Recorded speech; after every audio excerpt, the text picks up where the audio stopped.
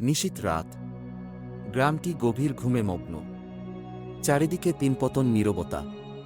হঠাৎ গ্রামের প্রাচীন বটগাছের নিচে থেকে অদ্ভুত এক আওয়াজ শোনা যায়।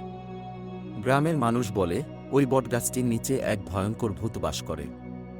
রাতে যখন সব ঘর অন্ধকারে ঢেকে যায়, তখন বটগাছের নিচে এক মায়াবী আলো জ্বলে ওঠে। গ্রামের ছোট ছেলেমেয়েরা বলে, এ আলো ভূতের। তারা একসঙ্গে গল্প করে আর বলে, যদি কেউ রাতে বটগাছের কাছে যায়, সে আর কখনো ফিরে আসেনি। একদিন গ্রামের একটি ছেলে, যার নাম রাকিব, সাহস করে ঠিক করল সে ভূতটার রহস্য উদ্ঘাটন করবে। সে রাতে একটি লণ্ঠন নিয়ে বটগাছের দিকে রওনা দিল। পথ অন্ধকার, শুধু তার লণ্ঠনের ক্ষীণ আলো। যতই সে বটগাছের কাছে পৌঁছাচ্ছে, ততই শীতল হাওয়া বইতে লাগল।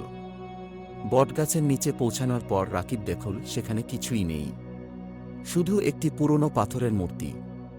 সে মূর্তির দিকে তাকিয়ে রইল। হঠাৎ মূর্তির চোখে একটি লাল আলো জ্বলে উঠল। রাকিব ভয়ে চমকে উঠল এবং পিছিয়ে যেতে লাগল। সে দেখতে পেল মূর্তিটি ধীরে ধীরে জীবন্ত হয়ে উঠছে।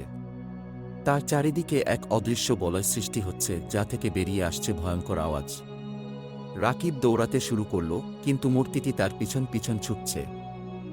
সেই সময় গ্রামের পুরোহিত সেখানে এসে উপস্থিত হলেন। তিনি মন্ত্র পড়তে শুরু করলেন।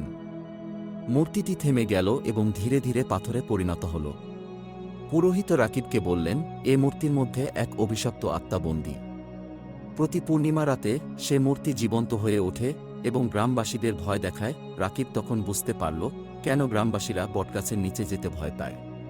সেই রাতের পর থেকে কেউ আর বটগাছের কাছে যাওয়ার সাহস করেনি।